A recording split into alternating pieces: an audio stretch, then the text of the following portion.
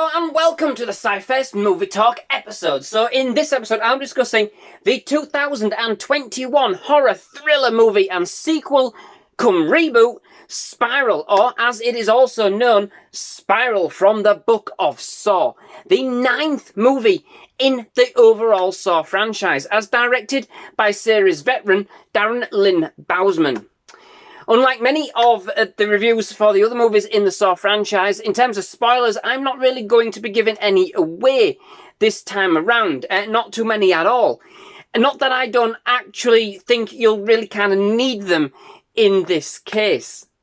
This time around, the idea behind Spiral was to set it apart from the other entries in the franchise, refreshing the genre and the premise with a new series of twists and turns and its own macabre backstory, while still being set in the overall Saw universe.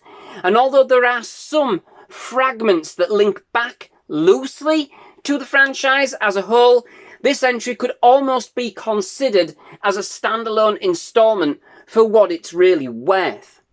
In this installment, we now follow Detective Zeke Banks, as played by Chris Rock, who finds himself embroiled investigating a series of grisly and brutal murders that are eerily similar to those inflicted by the now long since deceased infamous jigsaw killer John Kramer, as played previously in the series by Tobin Bell. Together with his rookie partner, Detective William Schenk, as played by Max Minghella, and his father, Marcus Banks, as played by Samuel L. Jackson, a seasoned ex-cop, as they delve deeper into the nightmare that unfolds, seemingly with everybody in the precinct a potential victim. Now, surely Jigsaw hasn't risen from the grave, going full-on Jason. Surely the series hasn't taken us there? I wouldn't be surprised by that at all, but safely to say, at that point, the film does remain true to the events of the franchise, at least. Jigsaw is dead, and this has nothing at all to do with Jigsaw, but for the fact that the new killer is copying his modus operandi. The series isn't quite ready to kind of blast itself off into space just yet, which at least is one of the good things this movie does actually have going for it.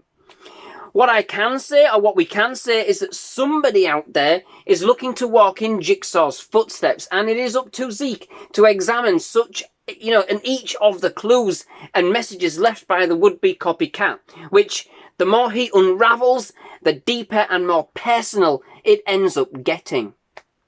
Now, for as disgustingly macabre as they can be, and for as recycled as they got towards the end of the original run, I am a big fan of the original Saw films. Even the 2017 reboot Jigsaw, whilst not on a par with the original by a long shot, was still pretty entertaining and kind of managed to outpass some of the later entries in the franchise.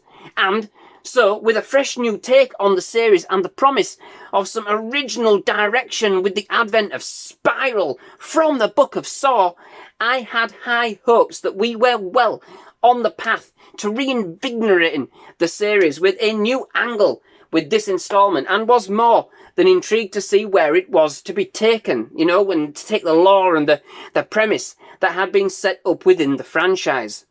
From what I had heard, everybody involved in the project was quite passionate that this entry was going to reignite that spark, resetting the franchise, so to speak, but yet still acknowledging the universe in which it resides. Unfortunately, I think you knew that was coming, this film really didn't live up to its creators' hype. In an effort to make the movie stand out on its own merits, somehow they actually accomplished at making something very mediocre, bland, and uninspired. The problem is that it doesn't know quite what it wants to be in terms, and in order to kind of make and achieve that transition. Is it a Saw-esque horror? Is it a crime drama? Is it a Chris Rock stand-up comedy special? It's not quite sure, and this kind of muddlement is felt as that story progresses.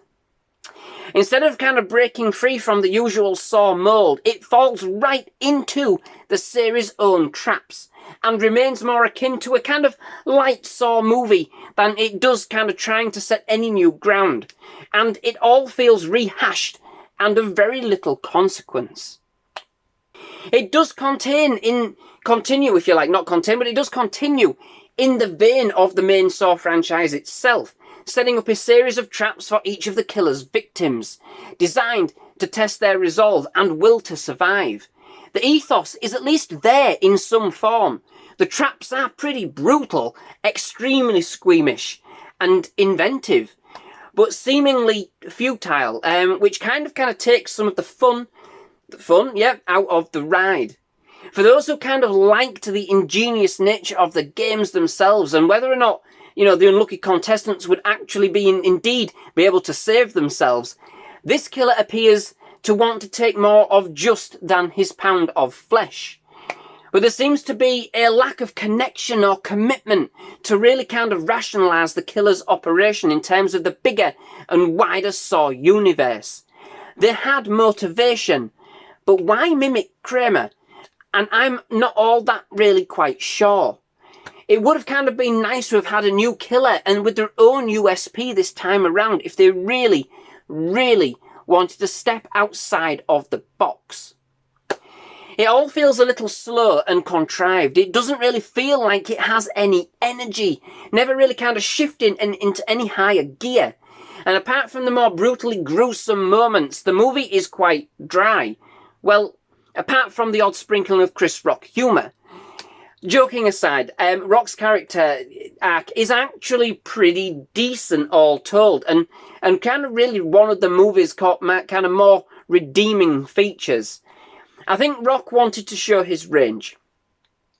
And, from comedy to drama, and he does pull it off for the most part. I mean, his character is decently engaging, and his turmoil really does play into his character's transition.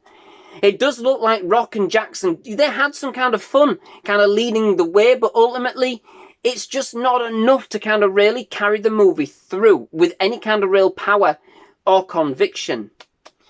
Overall, ultimately, the film fails to be inventive enough to set itself apart from the Saw franchise. It all amounted to something which felt very strained and lacklustre, with only tenuous links to the universe in which it resides. Yet one which really wasn't willing or energetic enough to release itself from the trappings of its predecessors. There's no energy or conviction in its delivery, which makes everything drawn out and feel reasonably lacklustre. There's no law here, and unlike its predecessors, it takes itself far too seriously for what it really delivers. Chris Rock's contributions notwithstanding, of course. But, it's a middling story and middling entry, if you like, into the overall franchise that really doesn't know what it wants to be, or indeed what its identity is. Disappointing, really, given that they set out to create something to reinvigorate the series, and may have just ended up sealing its fate once and for all, with something that, quite frankly, felt like it was simply rehashed, and indeed not all that surprising. So, that brings me to the end of this episode. I do hope you've enjoyed. If you have, please leave a like. Please do hit that subscribe button for more movie reviews, trailer reactions, and other movie-related content. Absolutely loved having you here at SciFirst MovieTalk, and definitely love to have you back. Most of all, just thank you very much for watching. Goodbye.